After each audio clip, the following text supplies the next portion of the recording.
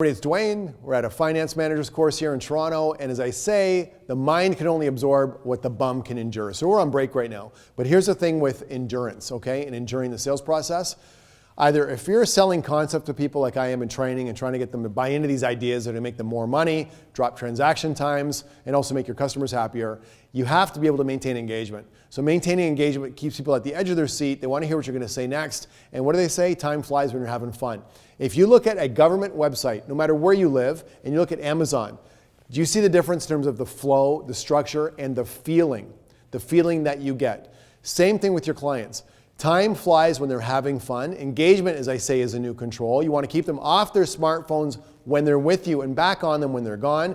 Your process should be really so right, tight, and light that it's entirely seamless and it flows.